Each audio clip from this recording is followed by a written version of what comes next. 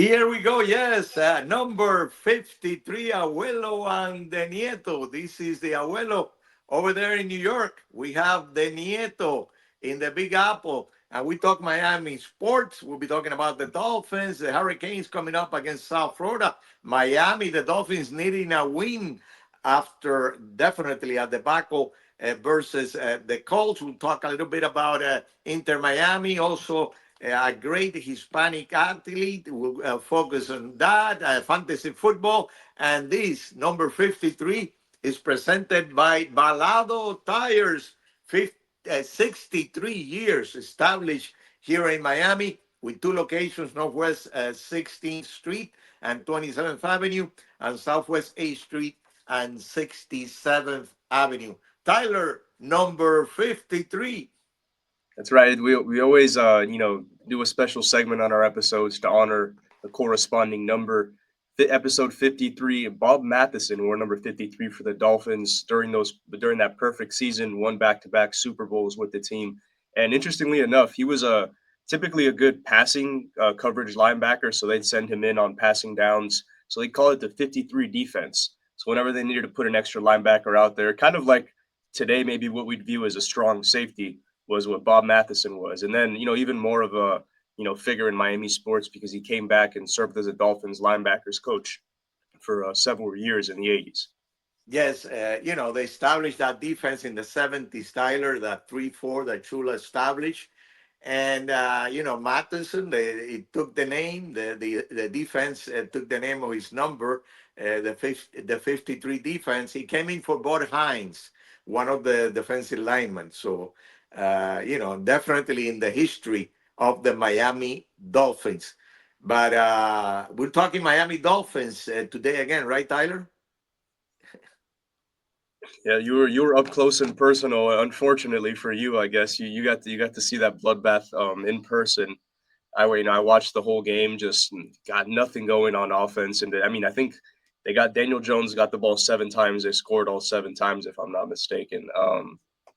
I mean, just as somebody who witnessed it, who's There was a been punt. around. There was a punt, but there was a penalty. But there was Okay, a penalty, and they kept the ball.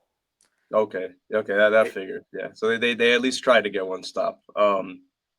You've been around this coaching, obviously this team forever, but the specific coaching staff and this regime since they've arrived.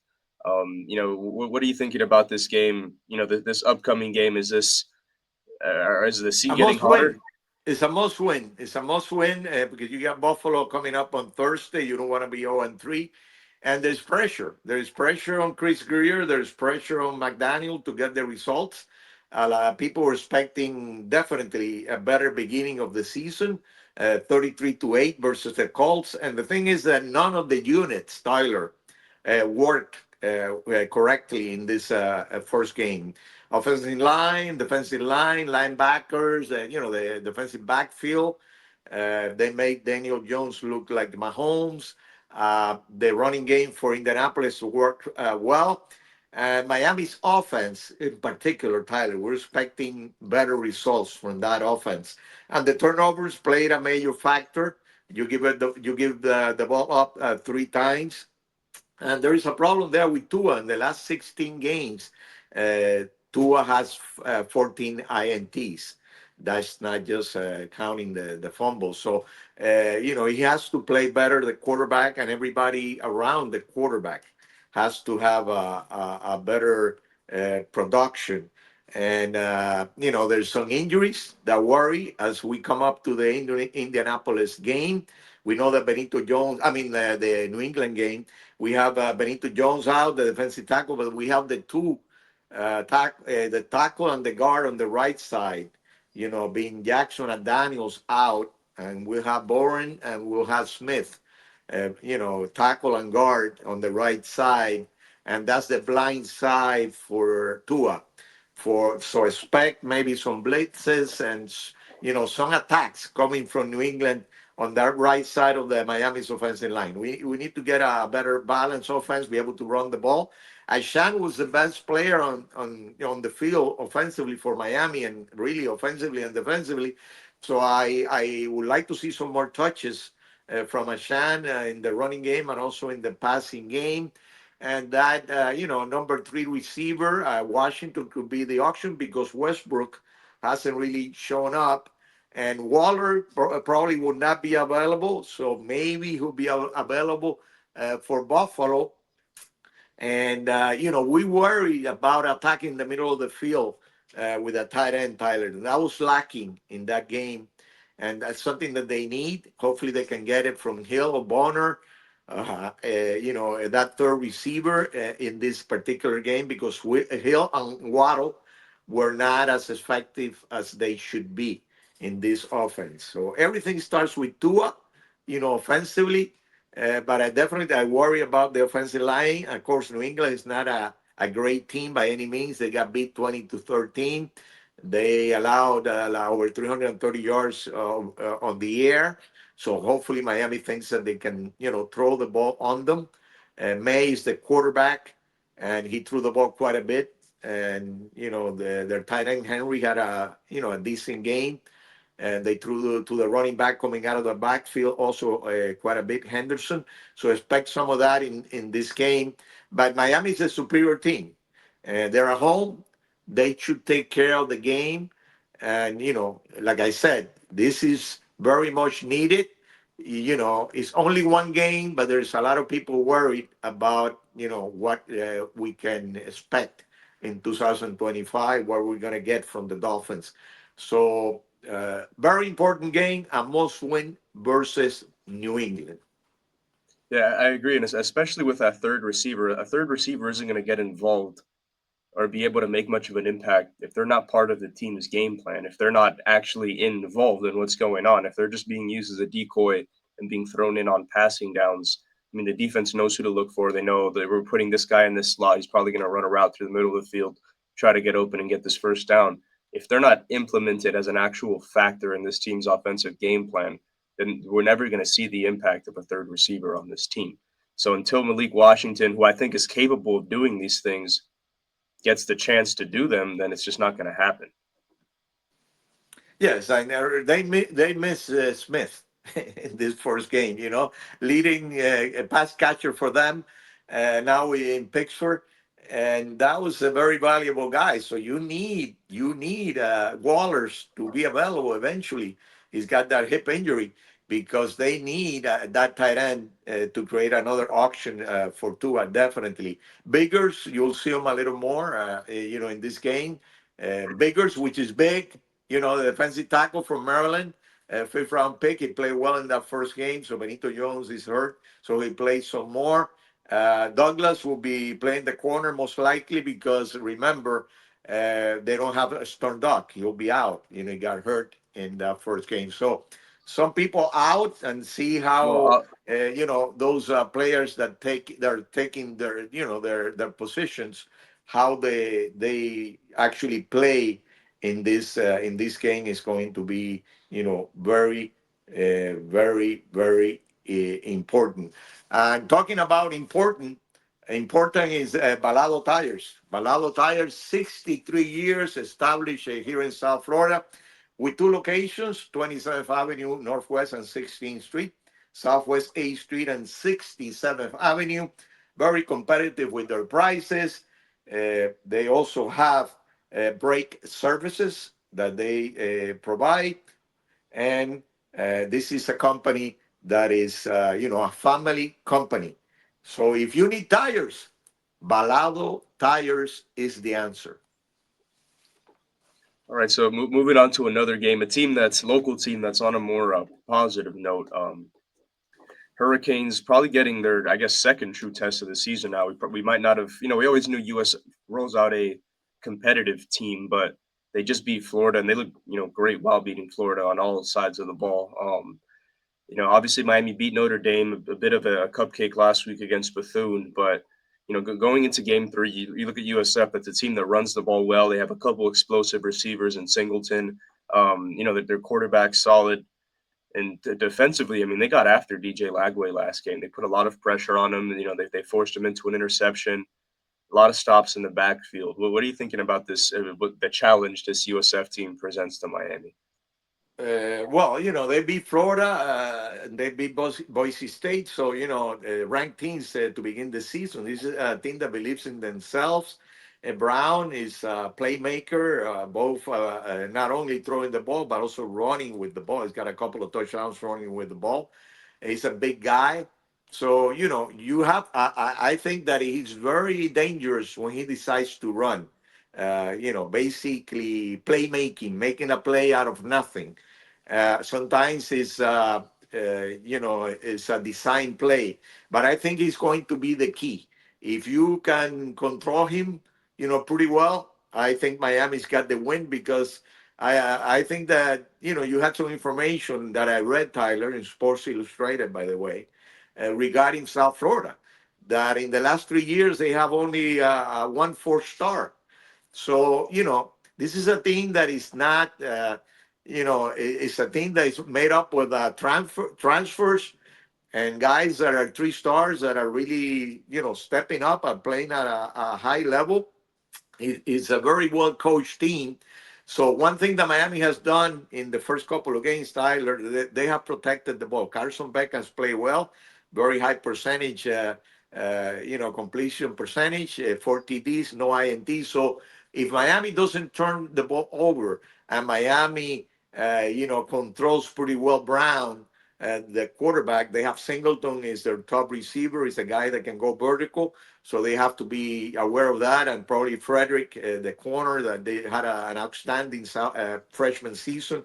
He might do one, cover him one on one. But Lucas is also capable on the other side. So, I see Miami clearly as the superior team, but this team finds a way to be in the game in the last 3 or 4 minutes, South Florida. And then, if they're in the game at the end, you never know. A field goal, and their field goal kicker has done the job up to now. They can win the game. So Miami needs to take control early, and don't be surprised at the end. I don't know if you see it any differently. No, you know who a USF's kicker is, right? I don't remember his name right now, Tyler, It's but remind me. Nico Grammatica, the son of Nico, Martin yeah, Gramatica. exactly. He's got that grammatica legs. Yeah, they keep on going.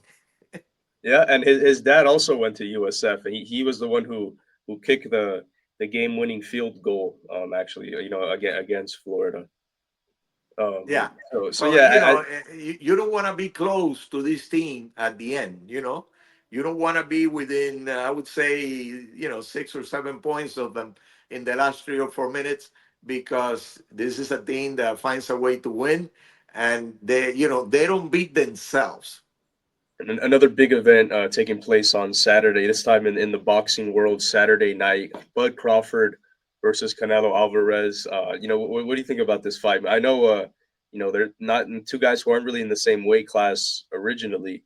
Going up to fight each other. So who do you think will get the edge here?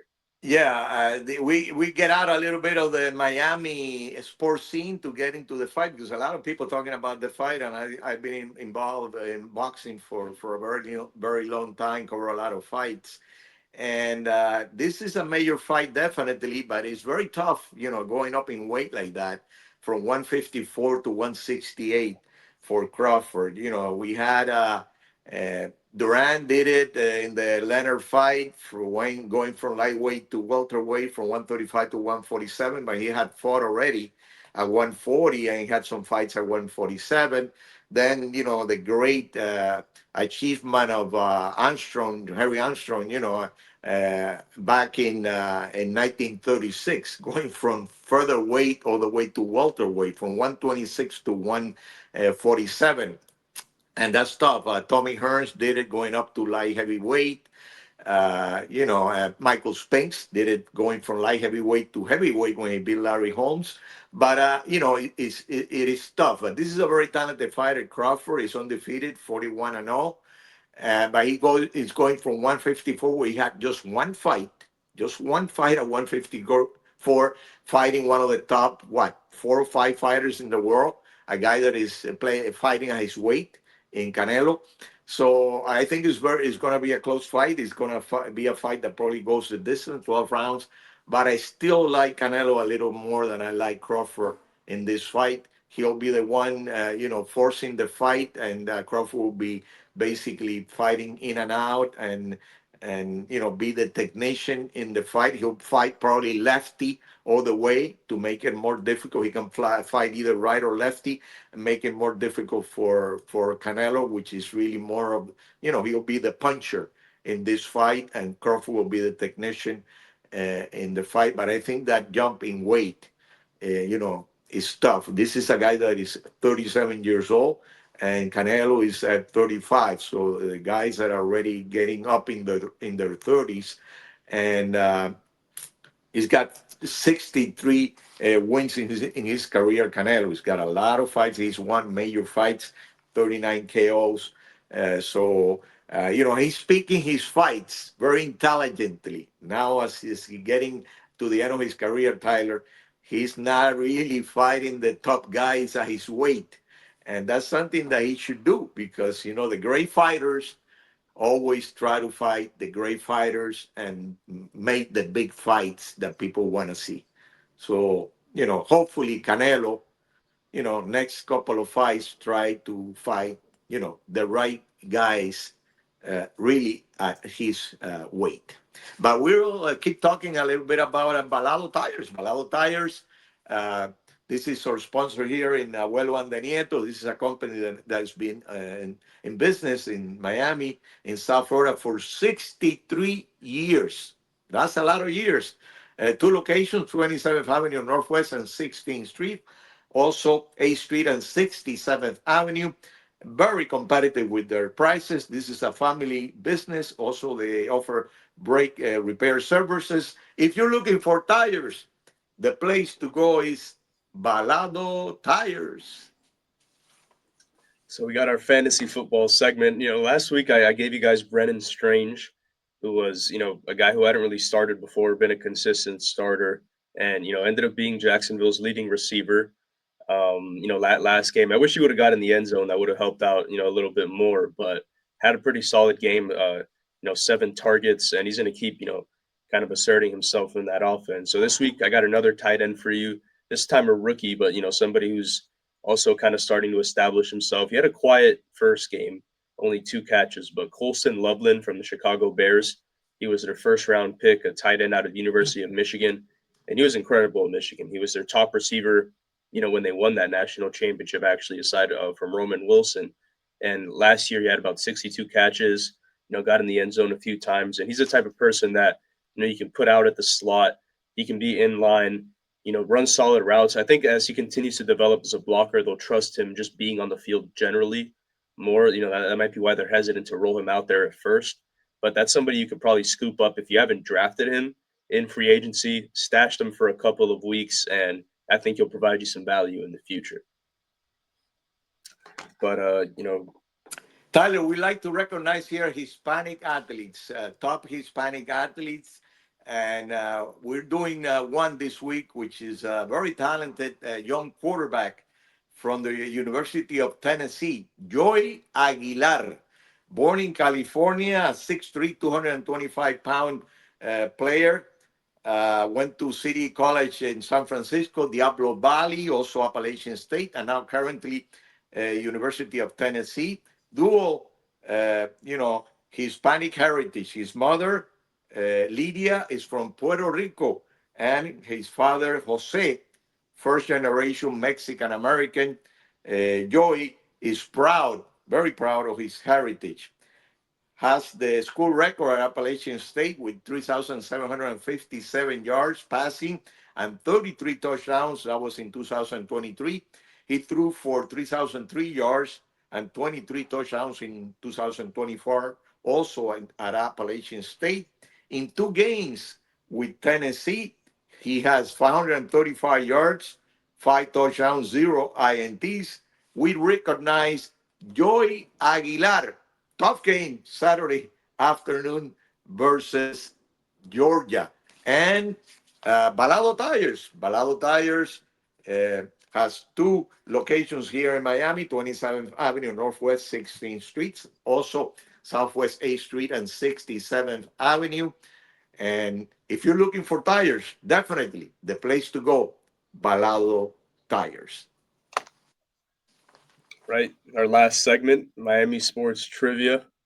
I definitely got the winning record against you, but over I'd say these past couple of months, you started to pick it up a little bit. Get some wins on that W column for yourself. So I'll let you start off now. What question you got for me? Tyler, I done better. I done better lately. By the way, I did not want to forget Inter Miami, Tyler. Before we get into sports trivia, they got a tough game Saturday night in Charlotte, coming back to MLS competition. Messi is back from playing with the national team from Argentina.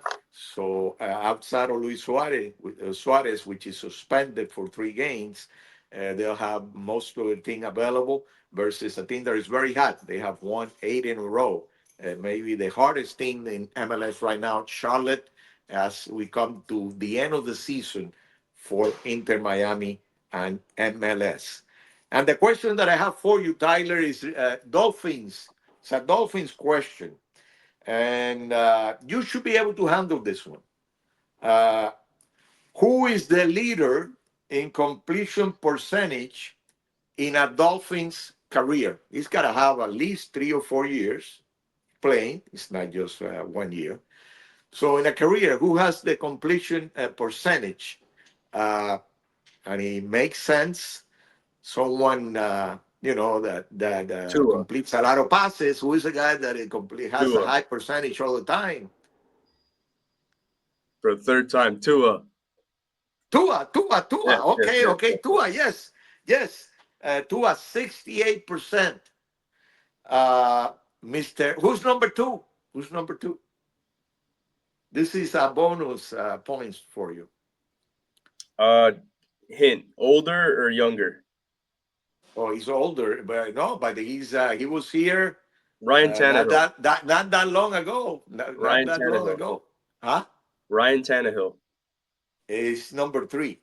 Number two is Fitzpatrick, which was before Tua, with 64.2. And Tannehill is number three. You're very close, Tyler. 62.8 is number three. Now, who's number one in the NFL? In the history of the NFL? That's interesting. That's interesting. Number one guy. Um, Uh, you're not sure. Tua. Uh, huh? Tua, you said? Tua. Two is two. Number Yeah. two. You're close. You're close. Joe Burrow is number one. Only point 0.6 difference, Tyler's. 68.6. Joe Burrow. Tua, the 68% that we mentioned before. Number three is a great player for the Saints. Maybe Miami could have had this guy, but Saban did not push the trigger. Mr. Drew Brees, number three with 67.7. So we give you some very interesting information here, Tyler. People learn with us here in Abuelo and the Nieto, talking Miami sports. And what do you have for me, Tyler? Take it into consideration that I have been doing well. I have like 3 in a row. Something tells me that it's going to be very hard for me to go 4-0, but I'm going to give it a try. No, I think this one, it's giving you multiple options, so I think you might be able to pull it off. It's who has actually among the top five career leaders in 3 pointers for the Miami Heat. Just give me three of them. Three out of the top five. You won 3 out of the Yeah, top five. Glenn Rice, yeah, that's number five. Mr. Allen. No, not even Ray, close. Ray He's Allen not is even in the the top. He's not even in the top 20. He's not even in the top 20. He didn't play enough Yeah, he in the wasn't here team. long enough. Yeah, Glenn Rice Uh, is five. so I got Glenn Rice. Mr. A guy that just left the team. He was traded, and sometimes I get into this brain laxes, and of course he's probably number one. Uh, he's the number one, number 55. But you see, I remember the number and his name escaped me, and he's number one. It's the name of a donut shop. Uh,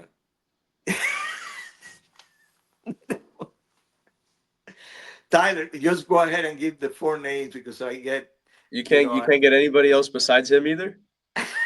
One of them is on the team still, so you should remember his name. another one is on the team Yeah, still. yeah, number two, the second most in Heat history. Oh, a hero, Yes. All right, Mr. and the Tyler number. Hero. Mr. Tyler Hero. Okay, so give out the five names, starting with number one. So number one is Duncan Robinson, Of who's course, Duncan. Yes, yes. Well, it happens to me, Tyler. Dunkin' Donuts, man. I thought you would have Okay, got that. that's right. I guess you Duncan. don't like It's donuts. Duncan. Hey, this is Duncan. It is Duncan. It's not the same, Tyler. It's very Yeah, close. I guess you like Krispy Kreme instead. Maybe that's why. Exactly. Tyler Hero is number two, but like I said, Robinson is far and away number one. Like it's kind Yeah. of impressive. Number three is Tim Hardaway. I thought you would get that, Hardaway. and Okay. who's and then there's Eddie Jones. Eddie Jones and Glenn Rice are Eddie Jones only made four more than Glenn Rice, so they're pretty close. And then at number six, just a little honorable mention, Mario Chalmers. Mario Chalmers. There you Yeah, go. A point guard. There you yeah. go. Yeah.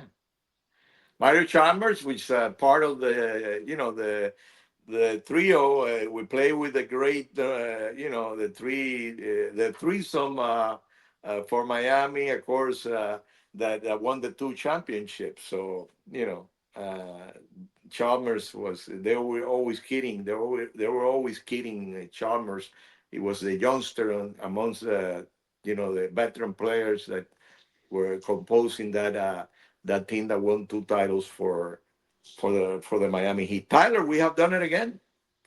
We have done it again. Number 53, Abuelo and the Nieto.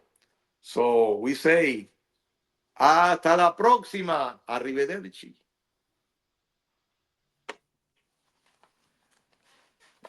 I get this